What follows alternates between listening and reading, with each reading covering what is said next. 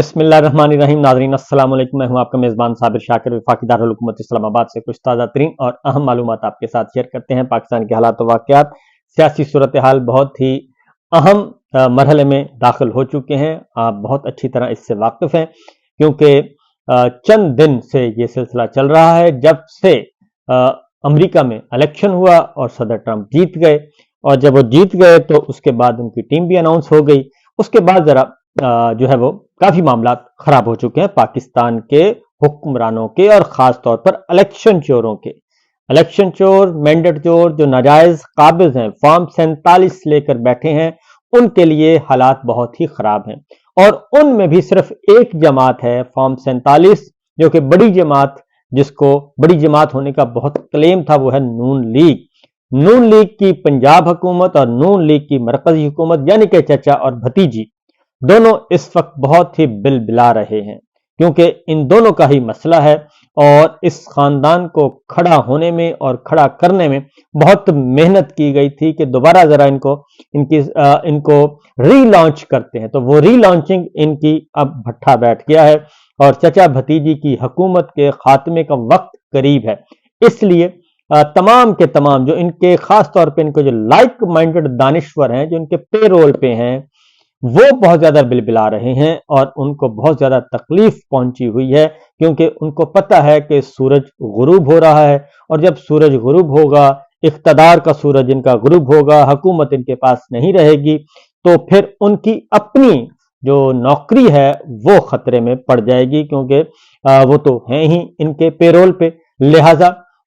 उनकी नौकरियां, और फिर खास तौर पे टेलीविजन चैनल पे उन्होंने नौकरी ली हुई है और टेलीफोन करके सिफारिश करके जो नौकरियां हासिल की हुई हैं, उन नौकरियों का खतरा है, इसलिए वो बहुत ज्यादा बिलबिला रहे हैं। बहरहाल उनसे हमारी हमदर्दियां, बहुत ज्यादा हमारी हमदर्दियां हैं जी, और फिक्र ना करें,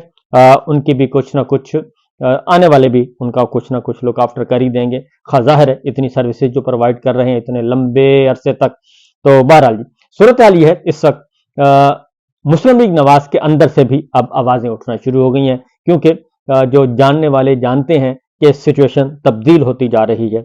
इसलिए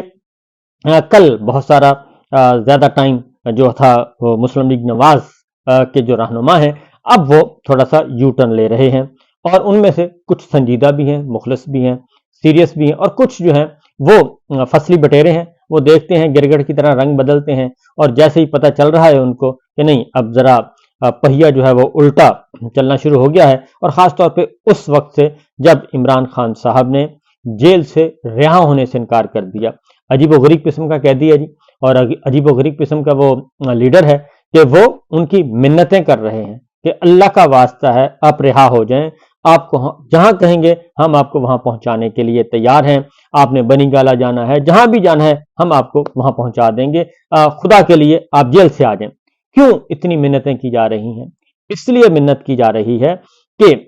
इस वक्त सूरत हाल ये है कि बरतानिया में भी और अमेरिका में भी दोनों जगह पे हेयरिंग होनी है, और हेयरिंग होगी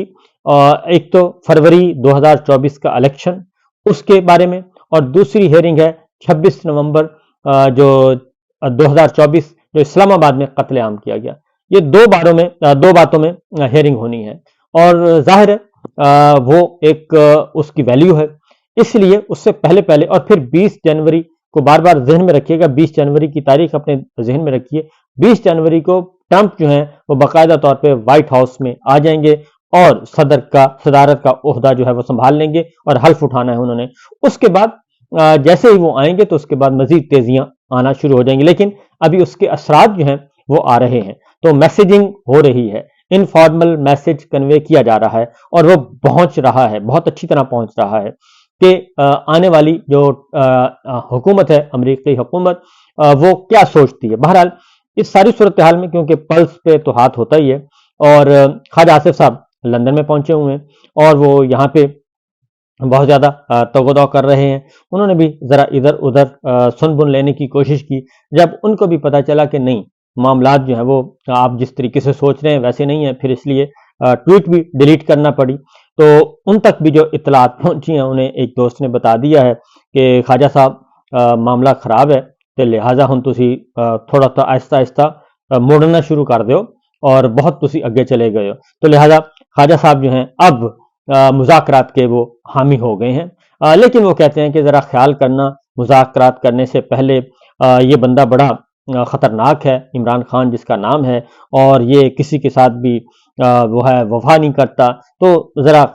جو خواجہ صاحب ہیں وہ سمجھانے کی کوشش کر رہے ہیں. لیکن مسئلہ یہ ہے کہ ہے تو فارم 47 سب کے پاس، تو فارم 47 واپس ہوتا ہے، اور فارم 47 کی جو پاکستان میں جو بھی آپ جس طریقے سے بھی مینج کر لیں چیزوں کو، لیکن میں آپ کو بار بار جو ایک بات بتاتا ہوتا ہوں وہ ہے کہ جو کامن ویلتھ انٹرنیشنل آبزرورز آئے تھے ان کی جو رپورٹ ہے وہ رپورٹ بہت ہی خطرناک ہے. اس میں ہر چیز کھول کر بیان کر دی گئی ہے. وہ تمام کامن ویلتھ کنٹریز کے پاس موجود ہے، وہ امریکہ کے پاس موجود ہے، وہ اقوام متحدہ میں سبمٹ ہوئی ہے، وہ یورپی یونین کے پاس ہے. ہر کسی کے پاس اس رپورٹ کی کاپی انہوں نے اپنے جو ممبر کنٹریز ہیں ان کو بھی، اور ادروائز جو تنظیمیں عالمی ادارے جو کنٹرول کرتے ہیں اس لیے. اب آپ کہیں گے کہ جی ان کا کیا رول ہے، کسی کو کیا تکلیف ہے کہ وہ پاکستان کے معاملات میں مداخلت کرے اور پاکستان کے الیکشن میں مداخلت کرے. تو اس کا وجہ بھی انہوں نے پیدا کی ہے، کیونکہ یہ نہ لیتے امریکہ سے امداد، یہ نہ لیتے یورپی یونین سے امداد، یہ عالمی ڈونر سے امداد نہ لیتے، اور کس نام پہ امداد لی کہ ہم الیکٹورل ریفارمز لا رہے ہیں اور اس کو سٹرینتھن کر رہے ہیں. تو وہ نہ کرتے، الیکشن کمیشن براہ راست امداد نہ لیتی. تو جب انہوں نے لے لی تو ان کا بھی حق ہے، اور اس لیے اس حق کے تحت وہ آ رہے ہیں. رچرڈ گرینل نے جو ٹویٹ کیا اس کا انہوں نے اس لیے وہ اس میں ان کو انٹری کی گنجائش موجود ہے، اس لیے انہوں نے بھی اسی بات کو کیا کہ الیکشن کمیشن تو کروڑوں ڈالر لے چکا ہے. جب لے چکا ہے تو پھر وہ حساب بھی دینا ہوگا کہ جناب یہ پیسے آپ نے لیے ہیں جمہوریت کے لیے، الیکٹورل ریفارمز کے لیے، صاف شفاف الیکشن کے لیے، تو بتائیں یہ کہاں خرچ ہوئے ہیں. تو یہ معاملات چل رہے ہیں جناب. تو اس لیے خواجہ صاحب جو ہیں وہ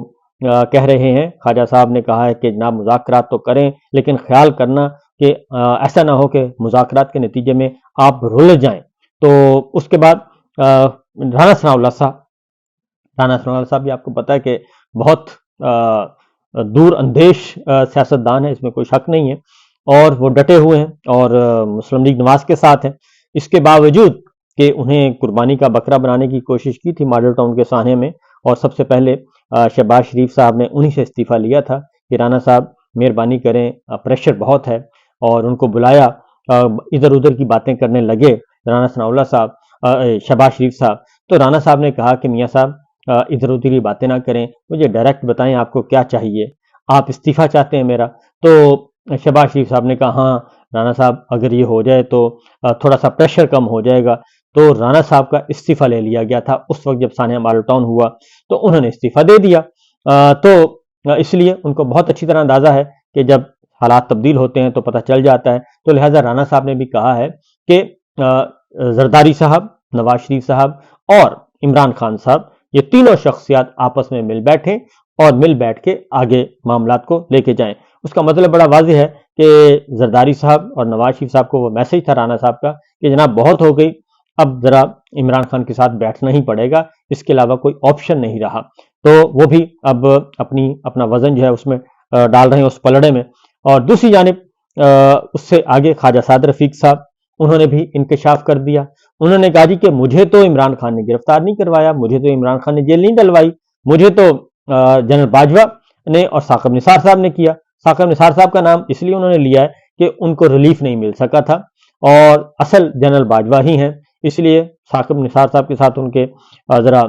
اس وقت انہوں نے سخت گفتگو کی، تو تڑاک وہ کرتے رہتے ہیں، لیکن جنرل باجوہ صاحب کو انہوں نے نام لے دیا. انہوں نے کہا جی کہ پھر بات کرنی چاہیے تو پوری کرنی چاہیے. تو یہ اس طریقے سے آ رہی ہیں چیزیں. دوسری جانب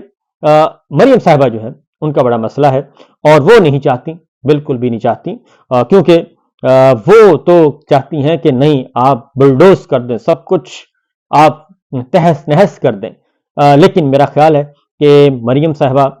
کی جو اب بات ہے شاید اس میں اس کی دال نہ گلے، کیونکہ وہ بہت زیادہ وہ ایکسٹریم پوزیشن پہ جو جانا چاہتی ہیں. اب صورتحال ذرا مختلف ہو گئی ہے، اور پھر جو رپورٹس آ رہی ہیں خاص طور پہ ان رپورٹس میں بھی جو بتایا جا رہا ہے وہ انٹرنیشنل جو جریدے ہیں وہ بتا رہے ہیں کہ آنے والے دنوں میں مڈل ایسٹ آئی ہے اور انٹرنیشنل جریدہ ہے، اور اس میں انہوں نے اعتراف کیا ہے کہ پریزیڈنٹ ٹرمپ کے آنے کے بعد جو ہے وہ پاکستان کی پالیٹکس پہ اس کا گہرا اثر پڑے گا، اور جو گرینل کہہ رہے ہیں، رچرڈ گرینل جو بیانات دے رہے ہیں، ان کو مکمل آشیرواد حاصل ہے پریزیڈنٹ ٹرمپ کی۔ یہ ممکن نہیں کہ اتنا امپورٹنٹ پلیئر جو ہے وہ اپنی طرف سے کوئی ایسی بات کرنا شروع کر دے اور اپنی طرف سے یہ ایک کیمپین یا ایک مطالبہ انفارمل وے میں کنوے کر رہا ہے۔ تو انہوں نے کہا کہ انفارمل وے میں یہ میسیجنگ ہو رہی ہے، پیغام کنوے کیا جا رہا ہے، اس کو جتنا جلدی ہو سکتا ہے پاکستانی اتھارٹیز اس کو اون کر لیں۔ تو اب جو جہاں تک کی ہمارے پاس اطلاعات ہیں وہ یہی ہے کہ کوئی ایسا فیس سیونگ کی تلاش کیا جا رہا ہے، فیس سیونگ مل جائے تو میرا خیال ہے کہ فیس سیونگ تو اب مشکل ہی ہے کہ فیس سیونگ اس طرح کی مل سکے۔ ہاں کچھ عرصہ پہلے تک مل سکتی تھی، اب ذرا عمران خان اور پاکستان تحریک انصاف کا پلڑا بھاری ہو گیا ہے، اور کیونکہ ظاہر ہے پاور کوریڈورز میں دیکھا جاتا ہے پاور پاکٹس کہاں کہاں اور کس کس کے ساتھ کھڑی ہیں، تو آہستہ آہستہ جو چیزیں ہیں وہ پی ٹی آئی اور عمران خان کے فیور میں جا رہی ہیں، اور یہ چند ہفتوں کا ہے، اب اس سے زیادہ دیر نہیں ہے۔ اس کے بعد پھر ایک اور خبر جو ہے خاص طور پہ ایک دو تبدیلیاں آئی ہیں۔ ایک بہت ہی اہم وکٹ تھی جو کہ بہت زیادہ جا رہی تھی، وہ وکٹ گرائی گئی ہے اور اس پہ مریم صاحبہ ناراض ہیں۔ اس کی ڈیٹیل میں آپ کو انشاءاللہ نیکسٹ ویڈیو میں کوشش کروں گا آپ تک پہنچاؤں، کیونکہ وہ بہت ہی سینئر افسر تھے، لاہور میں تھے اور وہ بہت کچھ کر رہے تھے، اور اس کی اطلاع پھر ہیڈ کوارٹر پہنچی تو وہاں سے پھر معاملہ تھوڑے سے گڑبڑ ہوئے اور پھر ان کو تبدیل کر دیا گیا، اور اس تبدیلی پہ بھی مریم صاحبہ خوش نہیں ہیں، اور انہوں نے کوشش کی ادھر ادھر بات کرنے کی لیکن بات بنی نہیں ہے۔ اور دوسری جو امپورٹنٹ خبر ہے جی وہ ہے کہ دورہ سوئٹزرلینڈ، دورہ جنیوا جو کیا تھا مریم صاحبہ نے اور نواز شریف صاحب نے، وہ جو بتایا گیا تھا مقصد، جو وجہ بتائی گئی تھی وہ وجہ نہیں نکلی، اور اس کی آڈیوز ویڈیوز کچھ اور امپورٹنٹ پوری کی پوری فائل جو ہے دورہ جنیوا پر مشتمل مریم صاحبہ کی، کیونکہ وہ آئی تھیں اور خصوصی طیارے پہ آئی تھیں، اور ظاہر میں آپ کو بتا دوں کہ ریاست پاکستان جو ہے وہ اتنی آسانی سے وہ سب کچھ کر رہی ہے، ٹھیک ہے ان کو فیور کی جا رہی ہے، سپورٹ کی جا رہی ہے، لیکن آنکھیں بھی کھلی ہیں۔ تو اس دورے سے متعلق ایک تفصیلی رپورٹ جو ہے آڈیوز ویڈیوز اور تحریری شکل میں وہ بھی پہنچ چکی ہے، ہیڈ کوارٹر